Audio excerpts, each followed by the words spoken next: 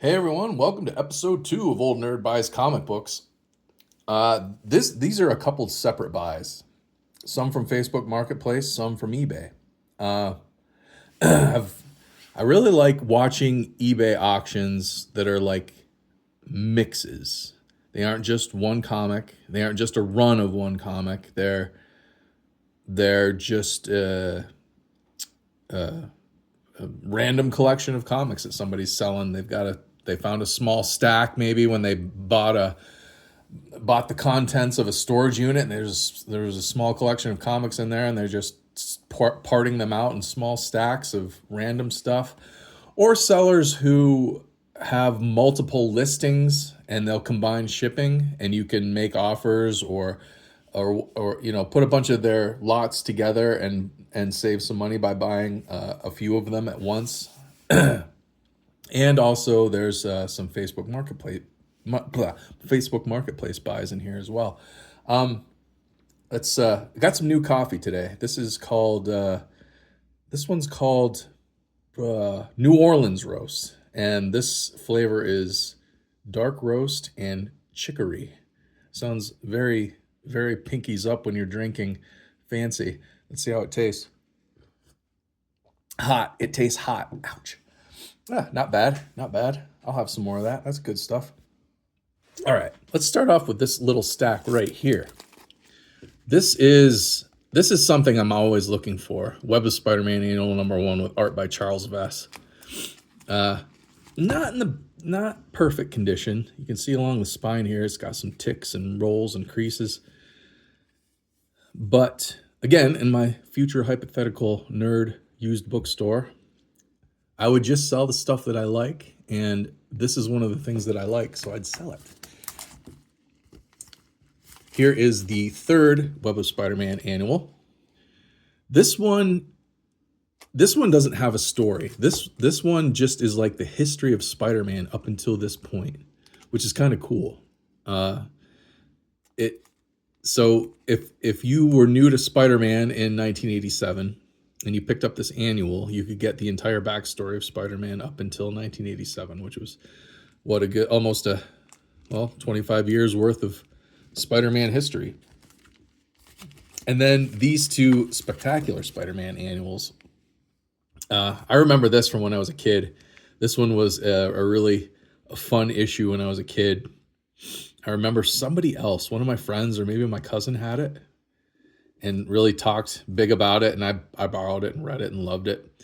And I ended up with a copy. I don't know if it was that copy, like I traded something to whoever and got it, or if I went out and found my own.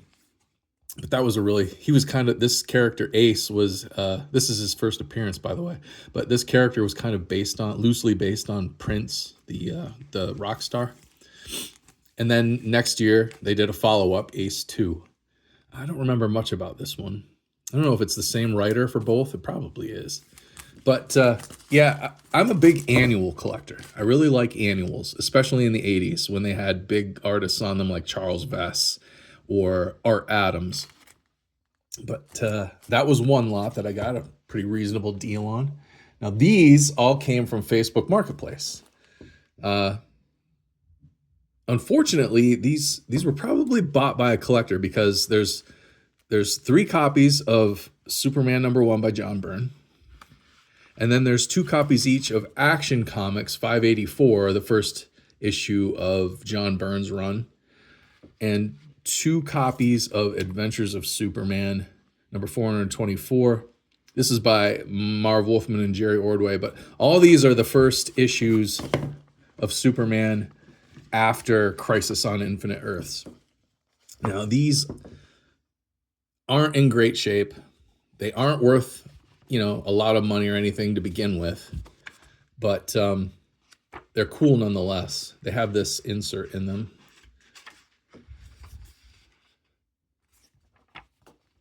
Wish it was Mark Jeweller's insert. That'd be really cool. But they're all in, very fine condition, I'd say, which is cool. This is something else. Like in my hypothetical nerd store of the future, I would sell things like this because I'm a big John Byrne fan. And it was really cool when he went to DC, although it was a sad day for us Make Mine Marvelites who lost John Byrne. He, I guess basically it came down to Jim Shooter. A lot of the creatives at Marvel didn't like that Jim Shooter was pretty authoritarian, I guess, being the editor-in-chief of the company, and a lot of them left Marvel and went to DC, and that's where John Byrne went. So it was cool that he went to Superman, but sad that he left like Fantastic Four and everything that he was doing at Marvel. Speaking of John Byrne, Star-Lord, the special edition. This reprints the first few stories of Star-Lord that appeared in... can't remember. Was it a Marvel magazine? Can't remember. But this also has Michael Golden artwork in it. Not much, but a little bit. And Terry Austin doing the inks, which is perfect. And this is actually a Terry Austin cover. But most of the artwork in here is John Byrne. And it's another collaboration between Chris Claremont and John Byrne. So this is excellent stuff right here. It's probably in very fine plus condition.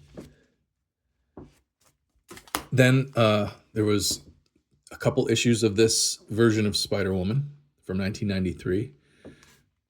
She had the black costume, and included in that was one issue of John Byrne's reboot of Spider-Woman, issue number 3. I think I have a few of these. I can't remember. I know I had a lot of them at one time, but I think I got rid of them. But yeah, there's 3 issues of this series in here, plus this one issue of this. Tales to Astonish, starring the Submariner, is the first issue. Old-time John Buscema artwork. And then issue number 8, Battle Between the Thing and Namor. These are reprints. I forget what they originally appeared in these stories. I can't remember if are they Stan Lee or are these like Archie Goodwin? Yeah, or no, Roy Thomas. I'm sorry. Roy Thomas and John Buscema, which is really cool because probably right around this time or shortly after this time, they went on to work together on Conan for years and years and years. But John Buscema is one of the greats. His artwork is fantastic. And these aren't, in great condition, but cool to have nonetheless. Now see, when I sort through my extras, when I'm hoarding all these comics, when I sort through them and sort out the stuff that I don't want, there's a flea market. It's a little bit of a drive from here, but it's one that we go to often. And there's a comic book seller there, and he'll take in trades. And you can work with him right then and there, bring in a box of comics unannounced and say, hey, I want to trade these in. And he'll thumb through them while you're looking through his stuff. And, within a half hour or so, you can say, hey, I was thinking like you give me this much credit towards your stuff. And it's a deal. So when I go through my extra stuff, that's one of the things I like to do is go down there and trade with him. Still trading comics. This old nerd's still trading comics like he did when he was 10. This is the first 4 issues of the... is this the ongoing? There was a 4-issue Red Sonja series one year, and then the next year it was an ongoing. It didn't last real long. I think this is the ongoing. Maybe not. Maybe this is just the 4-issue series. I can't remember now. But anyway... There's a new Red Sonja movie coming out, so it's always good to have some Red Sonjas in your collection because the value could increase. Quasar. This is I wanted this because it included issue number 1, and then it had like 3 issues of Infinity War crossover later on, like 38, 39, and 40 are in here, and they're all Infinity War crossover titles, but. Quasar number 1. I'm trying to put together a full run of Quasar because it's written by Mark Gruenwald, who's one of my favorite Marvel writers. And I think I have like 2 issues to go, and then I'll have the entire Quasar run. And then this lot, this had a whole bunch of stuff. This lot did. A whole bunch of Thor, number 400. Probably again in very fine condition, not mint. Here's an old Walt Simonson Thor, 341. This run, after Simonson, Ron Frenz and Tom DeFalco took over the title, and that's what most of these are from. But here's a Untold Tale from Secret Wars. The Once and Future Thor. I don't know if this is this Thor's first appearance. I forget what his story is. The issue that we loved as kids. This one was so much fun when we were kids. Thor versus the Hulk. It's an old flashback story written by Jim Shooter, actually. Then some more Ron Frenz and Tom DeFalco. Here is the first appearance of the New Warriors. Actually, did they have their first appearance in the issue before this? I can't remember. Yeah, I think they actually showed up in the issue before this one. But this one is their first full appearance, or whatever you might want to call it. Plus, it's the Juggernaut. I love the Juggernaut. And then there was a whole bunch of Cull in here. 18, 19, 22, 23, 24, 25, 29. I think this is the last issue of this series, 29. I'd like to put together a run of these. I do not have any of these Cull issues. So it's only, like I said, I think it's only 29 issues. I think that's the last issue of the series. These ones, they're out there, but they're kind of like the Conan comics back then. The issues, they're out there, but they're not generally in real good shape. And next, we have a whole bunch of Alpha Flight from the Jim Lee era. I don't think all of these are drawn by Jim Lee. June Brigman. That's right. Bill Mantlo wrote these, so they're awesome. These are the ones that were in my local deli. In the town I grew up in, there was a deli downtown called Kuda's. Probably Jonesy remembers Kuda's. They had some arcade games in the back. They had a good magazine rack, but they only had a couple comics, not many. But that's where I discovered Alpha Flight, and it was right around this number 53, number 52 era. June Brigman doing the pencils, and June Brigman was awesome. She did, I think, what did she do? Alpha Flight? Alpha Flight. Duh. She did Power Pack. But, and she did a stint on Alpha Flight, and it was fantastic. Her artwork is fantastic. And of course, Wolverine. You can't go wrong with Wolverine being an Alpha Flight. And this is the very cool 50th issue, anniversary issue, with Loki. Excalibur #1. Never turned down a copy of Excalibur #1. Chris Claremont, Alan Davis, and Paul Neary. So this artwork is some of the best you'll find back in the 80s. Alan Davis is still working. He still will draw some stuff here and there. And he hasn't lost much of his style. He's still really good. But it's hard to beat the artwork in these early Excalibur issues. It's hard to beat his artwork at this time. He's still good, but he's not this good anymore.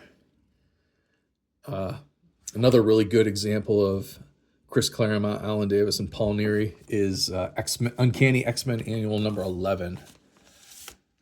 Boy, is that a freaking great book. Punisher Annual #1. Part of the Evolutionary War. Punisher Annual #3. I kind of, at this point, I think I'd kind of started dipping out of reading comics. I was getting close to driving age, and comics became a little less important to me. So I don't remember this Life Form crossover that happened in these annuals this year. But I probably have all of these now. Oh, here's number 2 with Moon Knight. This is a good one. Atlantis Attacks. That went through like almost all the annuals that summer, I think. And then a couple issues of Namor. I think number 1's in here. Right here. 3 or 4 of them in here. 17, 3, and number 1.